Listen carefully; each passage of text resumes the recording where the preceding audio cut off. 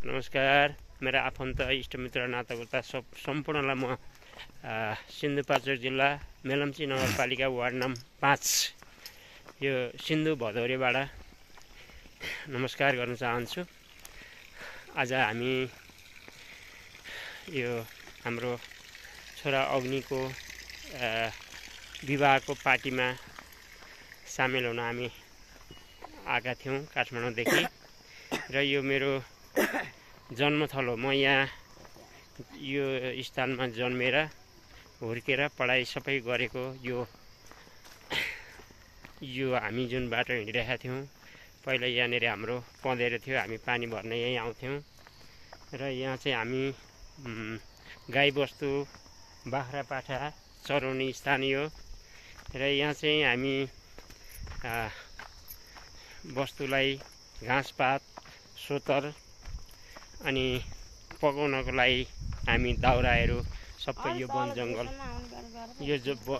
जङ्गलबाट हामी कलेक्सन गर्थ्यौँ। अब यहाँ यस्तो सुन्दर बाटो पनि बनेको छ। पहिला यस्तो गाडी पनि थिएन हाम्रो घरसम्म पुग्ने, र अहिले घरसम्म नै पुग्ने यो बाटो पनि बनिसकेको छ। र यो जुन जङ्गल छ, घाँस दाउरा पाटी पौवा, यति राम्रो यो संरचना यहाँ भएको छ।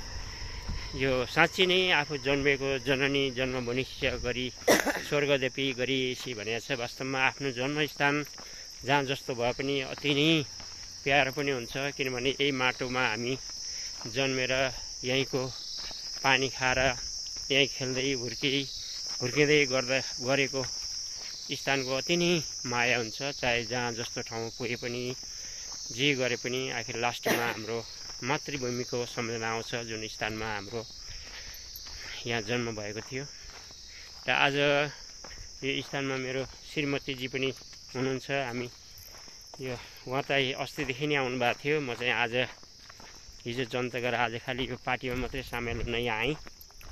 र अब हामी यहाँबाट फेरि काठमाडौँ हामी फर्किँदैछौँ।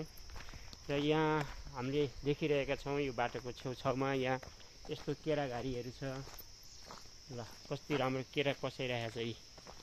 यो अब यो केरा चाहिँ हामीलाई यो पाकेपछि दिन्छ कि दिँदैन थाहा छैन, तर यस्तो केरा पसाइरहेको छ। यहाँ कस्तो है केराको बगैँचाहरू छ, केराको घारी छ यहाँ। र यो यहाँको अर्ग्यानिक यहाँ भएका तरकारीहरू, सागसब्जी, अन्नपातहरू यति अर्ग्यानिक हुन्छन् कि यहाँ धेरै जस्तो त्यो यहाँको अर्ग्यानिक मलहरू नै प्रयोग गरिन्छ। गाईबस्तु भैँसीहरू पालेका हुन्छन् र त्यसको मलद्वारा नै धेरै जस्तो तयार हुनिन्छ। र यदा कता अलिअलि असलको त्यो विषादी मलहरू पनि प्रयोग हुन्छ, तर पनि धेरै जस्तो चाहिँ अर्ग्यानिक नै हुन्छ।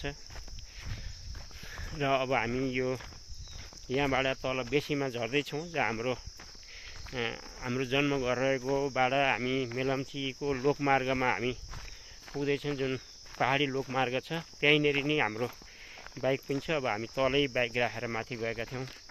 अब हामी यो बाटो पहिलामा हिँडेको, तर धेरै भएको थियो। यो नहिँडेको बाटो थियो, त्यसो भएर आज अनुभवको लागि पनि बाइक तलै राखेर हामी पैदल यात्रा नै गरिरहेका छौँ।